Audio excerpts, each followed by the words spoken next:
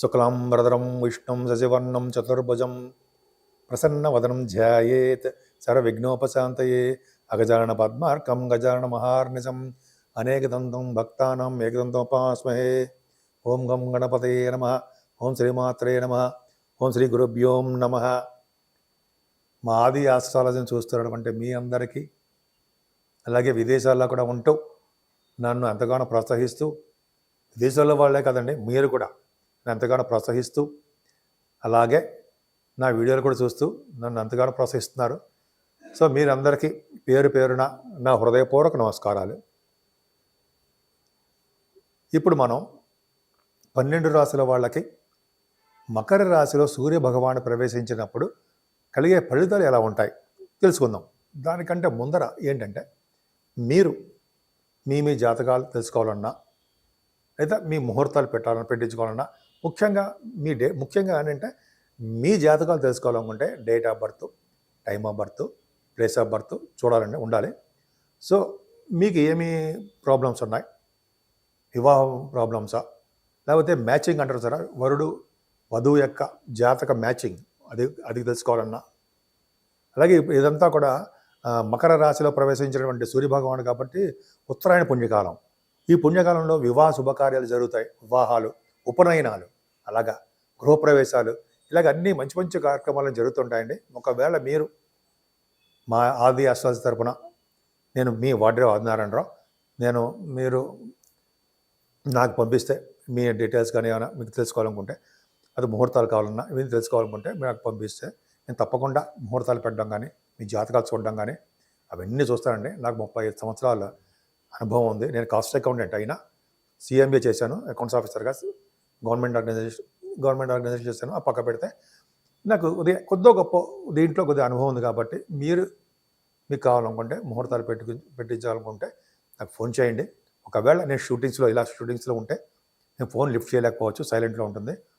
మీరు మీ కింద నెంబర్కి ఫోన్ చేసినా అయితే మీకు వాట్సాప్ నెంబర్ కూడా ఉంటుంది. వాట్సాప్లో మెసేజ్ పెట్టినా నేను మీకు ఏమి కావాలో అనేది దాంట్లో రాయండి.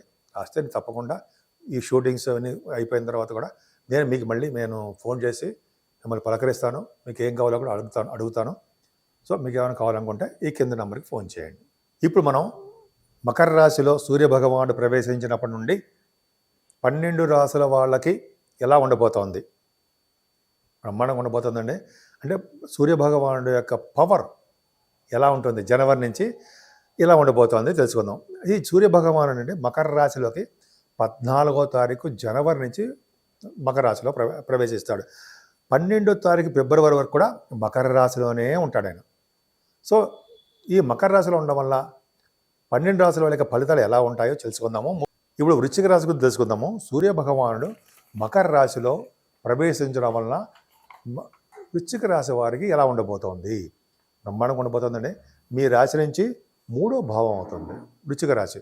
సో 3వ భావం అవడం వల్ల ఏం ఫలితాలు ఇస్తాడు? ముందర బుద్ధిమాన్, ధనధాన్యవాన్, గోత్ర సమృద్ధి, అతి క్రూర. అంటే ఏంటంటే జనరల్గా బుద్ధిమంతుడు 3వ భావంలో ఉంటే వాళ్ళు ఎప్పుడు బుద్ధిమంతుడు అంటే ఎప్పుడు హాయిగా ప్రశాంతంగా బుద్ధిమంతులుగా ఎదుటి వాళ్ళకి హెల్ప్ చేసే తత్వంతో ఆనందంగా ఎప్పుడు మీరు ఉంటూనే ఉంటారు, అవునా? అంతేకాకుండా మీరు జనరల్గా ఏంటంటే ఈ సాహసిగా అన్నాం కదా, సాహసిగా అంటే ఏంటంటే ఎప్పుడు సాహసంతో కూడిన పనులు చేస్తుంటారు, ఎప్పుడు కూడా భయపడరు. అలాగే బుద్ధిమంతులుగా మీరు బాగా ఉండడానికి అవకాశం ఉంది. ఇందాక చెప్పినట్టుగానే ధనధాన్యం అంటే ధనధాన్యాలని సమృద్ధిగా కలవారు. 3వ భావంలో కనుక ఉంటే ధనధాన్యాన్ని సమృద్ధిగా ఉండడము, బుద్ధి బలంగా ఉండడము,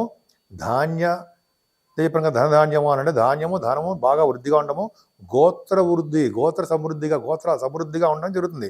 అతి క్రూర అంటే ఏంటంటే కొద్దిగా మీరు క్రూరత్వం అంటే ఏంటంటే కొద్దిగా కోపంతో ఉంటారని శాస్త్రం చెప్తుందండి. తర్వాత మీరు ఈ విధంగా కాకుండా మీ సహోదరులు అంటే మీ తోడబుట్టిన వాళ్ళకి సహాయ సహకారాలు చేయడము, ఎందుకంటే తోబుట్టువులు కూడా 3వ భావం కింద వస్తారు. రవి తమ్ముళ్ళ కింద చూపిస్తూ ఉంటాడు. సో దానివల్ల ఏమవుతుందంటే కొద్దిగా మీ తమ్ముళ్ళకి హెల్ప్ చేయడము, వాళ్ళ ద్వారా సహాయ సహకారాలు మీరు పొందడం జరుగుతుంది.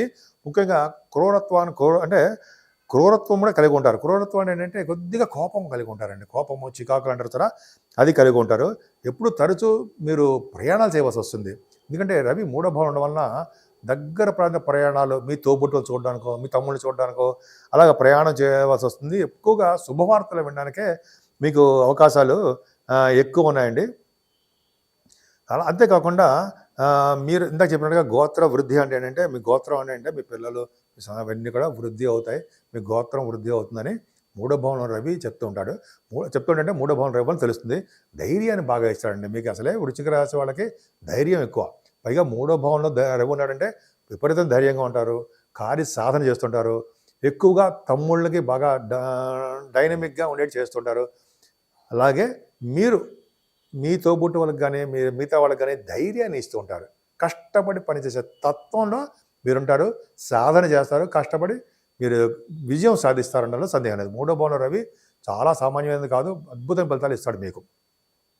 అంతేకాకుండా ఈ నెల 14వ తారీఖున కూడా ఈ నెల అంటే మీరు జనవరి 14, 2025లో మకర రాశిలోకి సూర్యభగవానుడు ప్రవేశిస్తున్నాడు. మకర సంక్రమణము అంటాం. సో ఇది ఉత్తరాయణ పుణ్యకాలం కూడా అంటాం అనమాట. ఉత్తరాయణ పుణ్యకాలంలో 14వ తారీఖు వంటి చేసినటువంటి స్నానాలు, దానాలు విశేషమైన ఫలితాలు వస్తాయి మీకు. పైగా సూర్యభగవానుడు 10వ ఇంటి వాడు, 10th హౌస్ లార్డ్ మూడో భావంలో ఉన్నాడు. అంటే మీరు చేసే ప్రతి పనిలోనూ విజయం సాధిస్తారు. 10th హౌస్ అంటే కర్మస్థానం, కర్మస్థానం అంటే పని. మీ పని అంటే మంచి మంచి పనులు చేయడము, మీరు చేస్తున్న ఉద్యోగంలో కానీ, వ్యాపారంలో కానీ వృద్ధి కలగడము. వ్యాపార వృద్ధి అంటారు కదా, బాగా డెవలప్ అవుతుందంట, ఇంగ్లీష్లో డెవలప్ అవుతుందంటాం.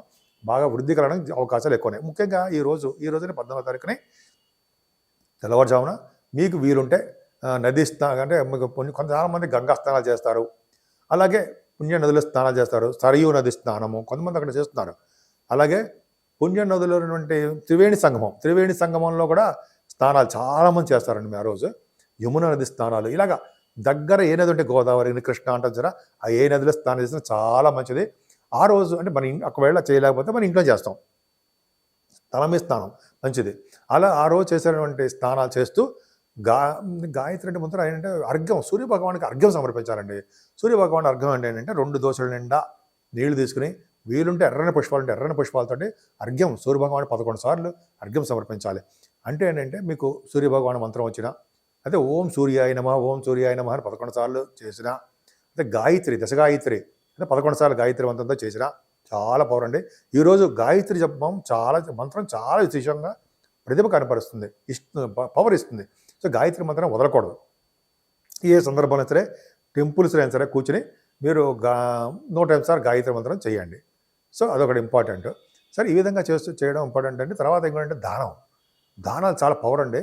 మీరు ఏమాత్రం అవకాశం ఉన్నా, కొద్దిగా డబ్బులు పర్వాలేదు అనుకుంటే కొద్దిపాటి బంగారం దానం చేయాలి. అంటే వేద పండితులకు కానీ, సద్బ్రాహ్మణులకు కానీ, మీకు తెలిసిన వాళ్ళు ఎవరికైనా మంచి దానం చేయాలి. మరి మంచి దానం చేయాలి. చేయడం వల్ల బ్రహ్మలోక ప్రాప్తి, విష్ణులోక ప్రాప్తి, మంచి మంచి లోకాలకు వెళ్తారని శాస్త్రం చెప్తోంది.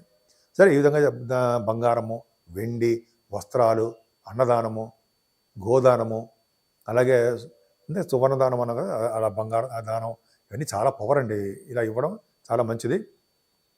సద్బ్రాహ్మణులకి ఇలా చేయడము, వాళ్ళ యొక్క ఆశీస్సులు పొందడం, స్వయంపాక దానం ఉంటుంది కదా, అది కూడా చేయొచ్చు. పళ్ళు దానం చేయొచ్చు. మీకు ఏది వీలుంటే అది దానం చేయడం వల్ల మంచి ఫలితాలు వస్తాయనలో సందేహం లేదు.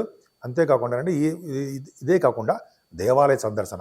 మీరు ముఖ్యంగా సూర్యభగవాన్ దేవాలయాలు దగ్గరుంటే సూర్యభగవాన్ దేవాలయాలు కానీ, అయితే మాకు దగ్గరున్న ఏ దేవాలయాలు కానీ సందర్శించండి. ఎప్పుడైనా సరే సూర్యభగవాన్ దేవాలయంలో కానీ, మిగతా ఏ దేవాలయాల్లో కానీ శుభ్రపరచడం అంటే క్లీన్గా నీట్గా ఉంచడం అని అర్థం. మనము షై ఫీల్ అవ్వకూడదండి.